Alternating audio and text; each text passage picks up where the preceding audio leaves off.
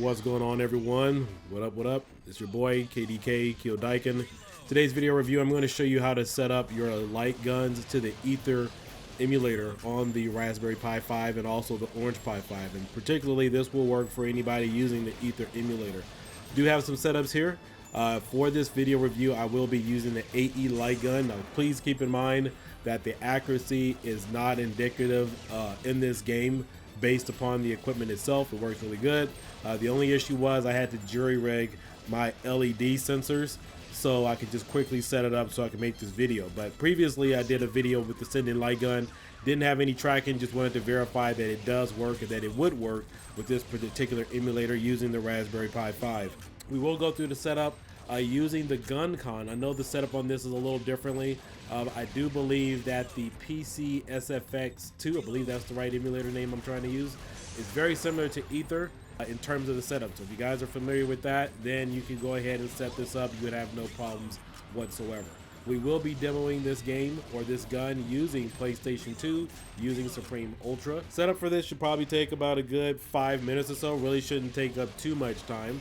And again, this is an emulator, so this particular setup technique and configuration should work for all the games. Now, I do have my game particularly set up for emulation. I've been doing a lot of testing, so again, the emulation for this game may not be perfect in the sense of what you guys have seen in the previous video. I just kind of put this together while I was testing out some new emulation settings in accordance to the particular build that I'll be putting out in a few weeks here. So without further ado, let's go ahead and jump into it. You know what time it is.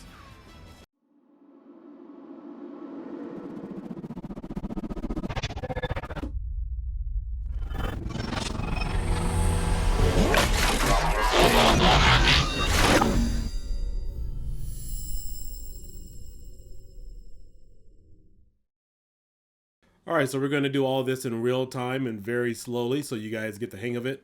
So a couple of things that I would suggest is obviously you will need some kind of light gun. The sending light gun, the sending light gun, AE light gun, and gun for IR should work. I'm not familiar with aim track. That should work, as well as the Wii Dolphin remote. And of course, there may be other various light guns out there on the market that should have some type of compatibility. So we're going to go ahead first. We're going to go ahead and log directly into the emulator.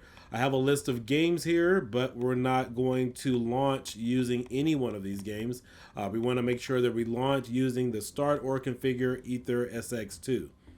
Also, if you guys shop on Amazon, I highly suggest picking up one of those wireless keyboards with the trackball and mouse.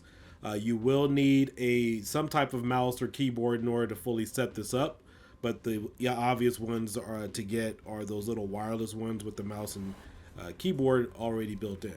All right, so here we have the Ether SX2 emulator and interface, and the first thing we want to do, now typically this is going to be the same thing as far as setting up your control. We want to go up to settings and we want to go to controllers. The next thing you want to do is go down to USB port 1 or 2 if you have two light guns.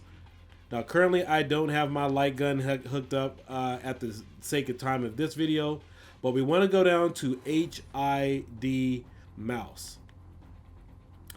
Your cursor or your pointer will already be the same, and the first thing we want to do is select left button. You want to click on it with the left button and then double click the button that you want to use on your gun, which will typically be your trigger. Now if you have a reload button, we want to go ahead and click this using your mouse. And for the sake of this conversation for this video, I'm just going to right click and select use my right button. However, if you have a second or third button on your light gun, that's what you want to enter in that input.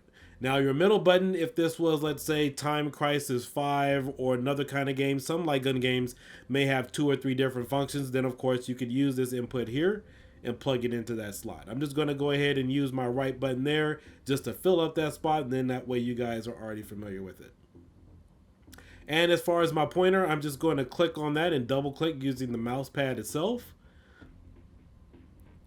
And that way it is already there. Now if I wanted to clear this out and start over, you just go back here to clear mapping.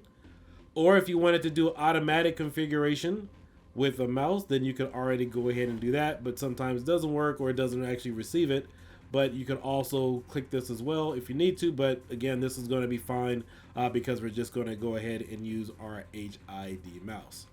All right, so before we move forward, I want to show you guys the actual footage of me setting up the AE light gun itself.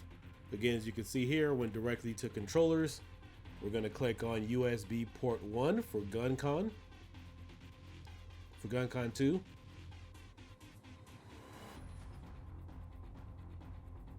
And then now in this particular section, I am adjusting my buttons. So one of the things that I did forget to mention is that when you do set up the direct GunCon or set up your light gun for this, you want to make sure that you have the letters either A or B somewhere assigned in addition to your regular triggers. So your regular trigger is going to be your trigger button, whatever button you decide to set that up with.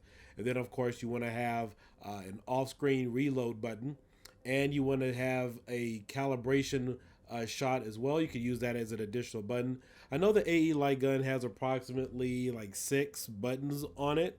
I know the send-in doesn't have quite that many, but specifically if you are planning on using the send-in or maybe even a gun for IR, you definitely need to have either the A or B button, A or B option letters assigned on the gun itself, because if you don't, you won't be able to go through the full configuration or calibration issue.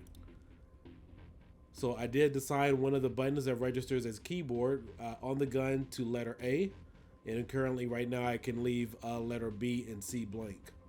Now if you want to, let's say if you're setting this up on an arcade cabinet, you can select use the additional buttons for start and select, and then we'll go ahead and close this out and move forward, and then we'll go ahead and start our game and get into some action. All right, now once we get inside the game, to the before the game even starts, typically if you start the game with a controller, you won't see this screen. So this is a pure indication that lets you know that the GunCon is, or this game is detecting the light gun as a GunCon 2 light gun. Now it does take a little while directly for the calibration for the cursor to pop up, but you will see a cursor pop up when you get ready to set this up. And once you are aiming at the screen, all you need to do is take that button that you assign as your letter A or B, click that, and then you'll be able to progress to the next screen. And here's a quick look at the options menu for the controller. My reload button, I believe I had it set to the release instead of press. But this is just a quick look if you need to go back in and reassign or set up or calibrate your GunCon. And then you also have your button configuration there. But pretty much you're done, and we can now go in and jump into some gameplay. All right, so as I said, I just kind of jerry-rigged my LED sensors around my monitor just to hurry up and just kind of get something set up. But it did take me a little while to adjust, finding out exactly where my trigger points are.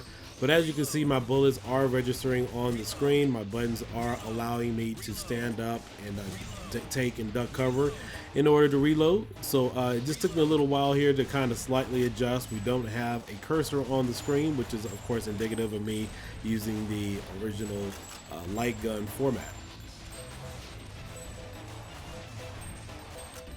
But that pretty much does it for the tutorial. I hope you guys like and subscribe. Please share this video. Before, again, if you guys have any questions or concerns, just try to leave them here on the comment section of this video. Also too, I know some of you may be looking at this game saying, hey, it's kind of sped up a little bit or whatnot. Keep in mind, this is just one of the scenario tests that I ran, running different optimal resolutions with different frame rate patterns and adjustments and textures for this specific game. So yeah, this is not how it truly runs. I was just tinkering around with it. Just wanted to make that perfectly clear because this does look a little different than compared to some of the other videos that I have released in the past. But again, I was just tweaking with the settings. But all in all, we're pretty much done here. I thank you guys for watching. I hope you guys got something out of it. Until next time, catch you guys later. I'm just going to let the video play out. Let me know what you guys think, and we'll see you next time.